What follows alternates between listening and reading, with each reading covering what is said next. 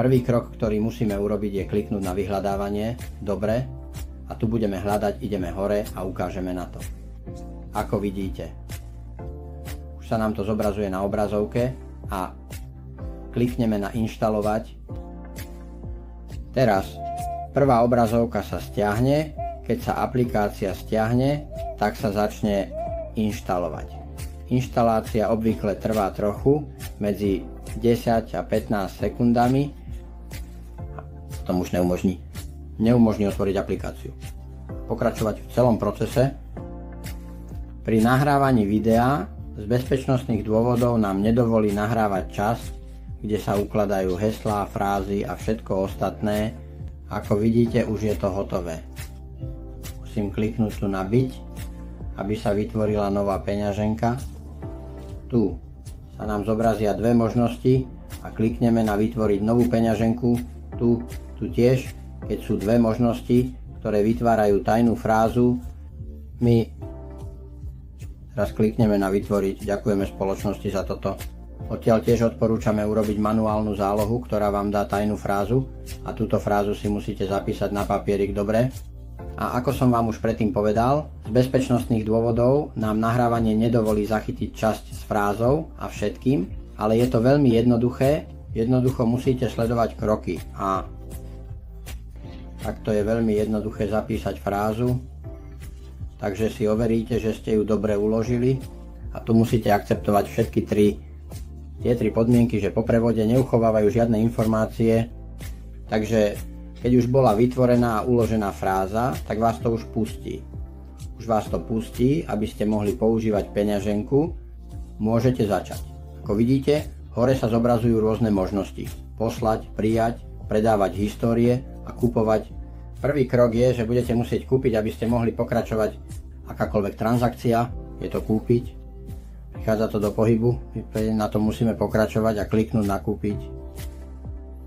A toto je, že zostávajú v sieti tovarov, ako vidíte tu, a tu sa už zobrazí suma, ktorú chcete kúpiť a možnosti, ktoré máte.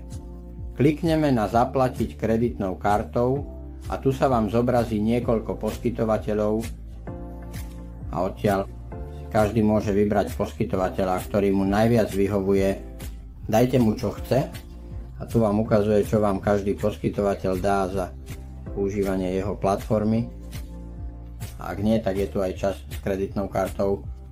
Tu máte Google Pay, máte PID, licitu, bankový prevod, takže máte niekoľko možností a tu teda nič, keď ste už kúpili, musíte sa vrátiť späť a tu sa už vraciame na úvodnú stránku.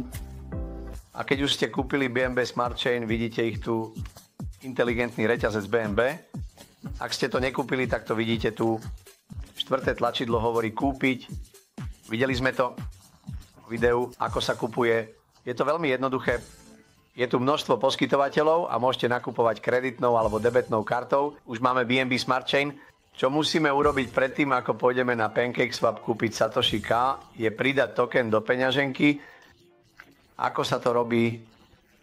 Najprv ideme na stránku Satoshi K, ktorá je satoshik.com, ako to vidíte tu v prehliadači. Tu je to v angličtine, takže ideme do menu a ak chceme, berieme španielčinu perfektne. Už sme na stránke, kupujeme od dvoch dievčat, pôjdeme neskôr, teraz ideme na zmluvu Satoshi K, klikneme, otvorí sa nám kanál a tu vidíte, máme zmluvu, dáme to skopírovať, napíše skopírované, potom sa vraciame do Trust Wallet a pôjdeme sem hore vpravo, kde je symbol plus. Potom pôjdeme sem znova kliknúť na plus vpravo hore. Vyberáme sieť BNB Smart Chain. Vidíte to tu, figura Red BNB Smart Chain a dáme tlačidlo prilepiť, pretože sme predtým skopírovali adresu a zobrazí sa nám Satoshi a dávame to zabrať. Tu sme doviezli, dáva nám nulu, pretože nemáme Satoshi. Dobre, ak to chceme vyhľadať, ak je to aktivované, napíšme do zoznamu token Satoshi K. Vidíte, že je aktivovaný. Ak to neaktivujeme, tlačidlo zostane sivé a potom sa zmení na modré. Je aktivovaný, takže sa vraciame späť do našej peňaženky a máme ho tu dole. Vidíte, Satoshi K. Čo Čo musíme teraz urobiť? Je to ako na PankySwap. Máme dve možnosti. Buď napíšeme PankySwap do prehliadača, alebo prejdeme na oficiálnu webovú stránku a klikneme na tlačidlo na nákup Satoshi Key. Najjednoduchšie je tu v našom portfóliu. Ideme do prehliadača, opakujem, tu dole vpravo objavíte, rozumiete, a píšeme PankySwap. Dobre. Objaví sa to tu, keď kliknete, musíte si prečítať hore, že tam je PankySwap, finančný bot. Je veľmi dôležité, aby ste nešli na inú stránku, pretože existujú aj iné, ktoré sú podobné, takže PankySwap Finance. Ako náhle sme tu, musíme pridať token, pretože ho nemáme pridaný. Takže čo robíme? Chystáme sa token. Ideme sem spravovať tokeny. Vidíte to? Spravovať tokeny. Potom ideme na tokeny tu. Tuto vidíš, že je pridaný. Odstránim ho, aby som ho mohol znova pridať, aby ste to videli. Rozumiete? Takže, pretože som ho mal pridaný predtým. Takže ideme na webovú stránku. Vždy. Dobre.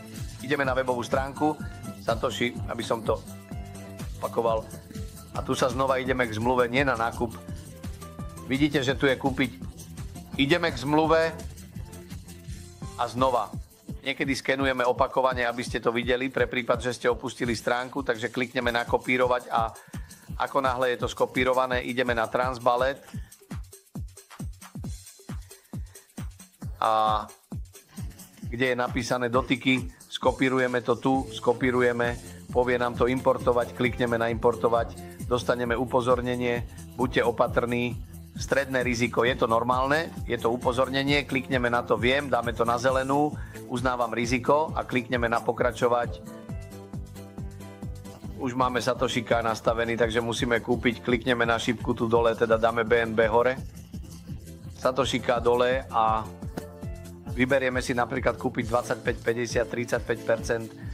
Odporúčam vám, aby ste si so mnou nechali $1 BMS Marchand vo vašej peňaženke, pretože vám slúži na platenie transakcií, poplatkov za nákup a predaj. Takže ideme na 25. A dávame kúpiť $2, je potrebné ísť najprv sem dole, kde je napísané Sleep at Tolerance. Dobre? Kliknite sem a vybrať a písať 5, pretože Satoshi je frakčný token, ktorý rozdeľuje 4% odmeny v Satoshi. To znamená, že váš kapitál v Satoshi každý deň rastie. Uvidíte, ako každý deň dostávate odmeny v Satoshi, ako by to boli úroky dohodnuté. Takže 5, zavrieme. A teraz, keď máme tu $2 z BNM Smart Chance, Satoshi nám dáva tu, čo nám ukazuje, slippage je na 5%. Tu je napísané, že dopad je 0,04.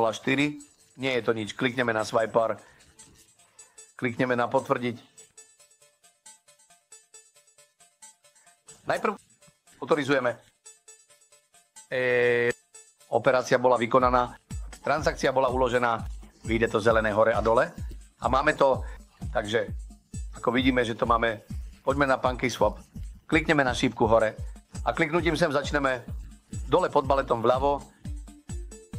Necháme vychladnúť a uvidíme, že máme Satoshika. Ešte nevidíme cenu, pretože je to nový token. Jeho cenu budeme môcť vidieť v webovej stránke DexTools. Keď napíšeme Satoshika, zobrazí sa nám fond v likvidite. Klikneme na fond a môžeme ho vidieť. Je to niečo, čo vidíme na stránke burzy alebo priamo na PankySwap.